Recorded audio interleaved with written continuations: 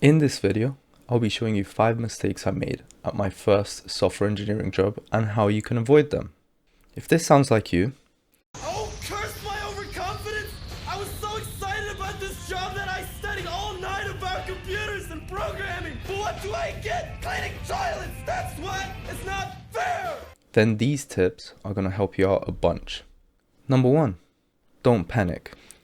When I got my first job as a programmer, I was assigned my very first ticket in this big project. My first reaction was, what the hell is this? And then I panicked, just like in this clip of Golden Boy. What is this? Then I ran straight to my senior dev. Hey, can you help me with this ticket? My senior dev turns to me and goes, sure. Which part of the ticket are you struggling with?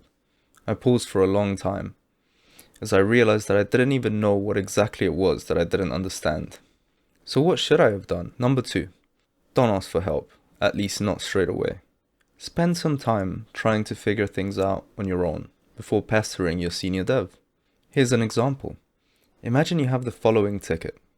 The following button is supposed to be sending a request to be leading our users to the checkout page, but nothing is happening. Since you're brand new at this company and you don't know where everything is, you might be tempted to run to your senior dev and ask for a walkthrough, just like I was. Don't do that. Spend at least 10 minutes coming up with some potential ideas for what could be going on with this button. For example, the first thing I would do is use the inspector to check the HTML code. Sometimes there's an event handler, such as an onClick, that will show you which JS function that button is trying to call. This would be a great starting point for understanding what's currently happening. If the JS is compressed, then the next step I would take is to look at the network tab to see if I can spot any failed attempts to contact the backend that might be related to the checkout button. In the best case scenario, you get lucky and it's something very simple and you can get on with fixing it straight away. And you look really good as a result. But what happens if your luck stats are really low and you don't manage to solve it? Well, now you can ask for help. But first you should. Number 3, put yourself in your colleague's shoes. If you were in a senior position, which of these messages would you prefer to get? Hey, I'm stuck. I need some help. Or, hey, I need some help. I'm trying to build this feature, but this very specific thing is holding me back. I've tried approaches A, B, and C to overcome it, but I'm still coming up short. Since you followed my advice, number 1, it's safe to say that you've tried a variety of things.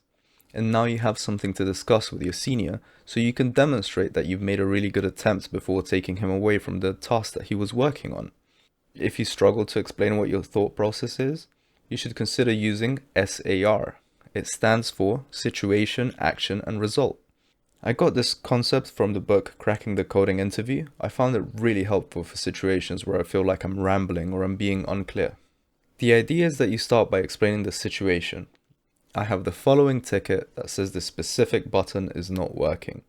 Then you explain which actions you've taken. I've tried looking at the logs, I've tried looking at the requests being sent to the endpoint. Then you explain the result. The logs don't show any errors, and the requests respond with a 200. Is there something I'm missing here? What if you're building a new feature, or adding something to an existing feature? That brings me on to point number 4. Don't just jump right into developing the feature outlined in your ticket. In this episode of Golden Boy, Kintaro, our main character, just tried to join a software engineering firm. After some mishaps and some mistakes, he ended up getting assigned to being an errand boy around his office. However, he doesn't waste his time. He starts observing his surroundings and taking notes about the different things he sees. Now, if you haven't seen Golden Boy, I don't want to spoil too much, but this act of him taking notes and observing ends up paying off big time in the end of the episode. Much like Kintaro, the first thing you should do is look around the codebase and familiarize yourself with the way things are currently being done. This will help you with a variety of things, like keeping the codebase consistent and reusing existing methods. Next, you should try to find similar pre-existing functionality. I know this is a really basic example, but suppose you're tasked with making a search bar component. Have a look around to see if this has already been done somewhere else and can be reused. If not, has someone already created an input box component? If you have no clue on how to start, you could use this input box as a starting point. Number 5. Feedback. Why is it so hard? Feedback is a really good thing, but there's a little problem I've noticed. Some people have an underdeveloped cringe suppression gland. Let me explain what I mean. Have you ever thought back to something really cringe that suddenly makes you shiver or gives you a strong urge to shake your head to dismiss the thought? Well, some people do feel this way, especially when they're receiving feedback, and as a result, they struggle to learn from their mistakes. I had this colleague once who had a very underdeveloped cringe suppression gland, which made it so that whenever he was screen sharing his code to me, I'd say something like, "You should have used a hash map here, rather than an array." He would respond with, yeah. Instead of stopping, asking himself why I've given him this feedback, he would instantly just try to fix it and implement the change I've asked him to do. Even though we weren't face to face, I could hear the fact that he was cringing by the tone of his voice. What this colleague should have done was try to suppress the cringe and really think about the feedback I'm giving him. If he did that, he would either see why I'm suggesting a hash map, or he could just tell me, look, I don't understand why we should be using a hash map here. Or he could tell me the benefits of not using a hash map here, of using the array that he originally used, and I'd be open to debate about it.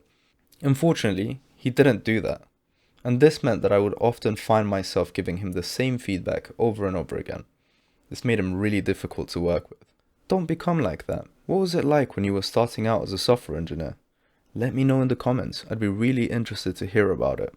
If you found any value in this video, please leave a like and subscribe. If you'd like to see more of my content, like how an anime helped me choose my career, consider watching this video on the left. Thanks.